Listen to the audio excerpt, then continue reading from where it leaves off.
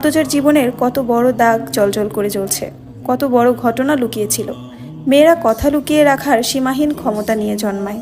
কথাটি নিজের মেয়ের ক্ষেত্রে মাথায় আসেননি। পদ্মজা শান্ত হলে হেমলতা বলেন, পাটা দেখি। পদ্মজা পা বিছানায় তুলল।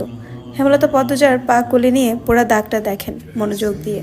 রক্ত টকবক করে উঠে, রন্ধ্রে রন্ধ্রে হিংস্রতা যেন লুটিপুটি খাচ্ছে।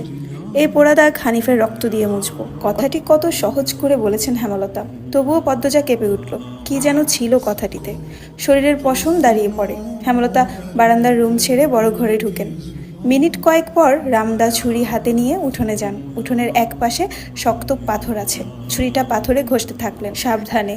ঘষতে ঘষতে পাথর গরম হয়ে আগুনের ফুলিঙ্গ দেখা দেয়, মানে ধার হয়ে গেছে। পদ্মজা বারান্দা থেকে দেখছে। অজানা আশঙ্কায় তার বুক কাঁপছে। হেমলতা বারান্দার পেরিয়ে রুমে ঢুকতে যাবে, তখন পদ্মজা উৎকণ্ঠিত গলায় ডাকলো, আম্মা। আন্নার চাচার এক মেয়ে নিখোঁজ শুনেছিস তো বড়দের মুখে? সেই মেয়ের ধর্ষক হানিফ। ধর্ষণের পর পুঁতে ফেলেছে। অলন্দপুরের এই একটা মানুষই এতটা নৃশংস। আমি তখন ঢাকা পড়তাম। বাড়ি এসে জানতে পারি ঘটনা। আম্মার অনুরোধ আর কান্নায় আমি সেদিন মুখ খুলিনি। এত বড় পাপ চেপে যাই, সেই শাস্তি আমি ধীরে ধীরে পাচ্ছিলাম। আজ পুরোপুরি পেয়ে গেলাম। আমার পাপের শাস্তি শেষ হয়েছে। হেমলতা কথা শেষ করে জায়গা ত্যাগ করলেন। কি ধারালো প্রতিটি বাক্য! হেমলতার মুখ দিয়ে যেন আগুনের ফুলিঙ্গ বের হচ্ছে। পদ্মজার মস্তিষ্ক শূন্য হয়ে পড়ে। আপা, স্কুলে যাবা না? পূর্ণা পদ্মজাকে জিজ্ঞাসা করলো। যাব। তাড়াতাড়ি করো। তাড়া দিয়ে পূর্ণা বাড়িতে ঢুকলো। পদ্মজা বাড়ির পিছনের নদীর ঘাটে উদাসীন হয়ে বসে আছে।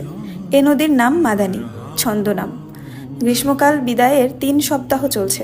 এখনো বর্ষাকাল। মাদানী জলে কানায় কানায় ভরে উঠেছে। সে যেন এক স্রোতস্বিনী। ঘোলা জলের একটানা স্রোত বয়ে যায় সাগরের দিকে।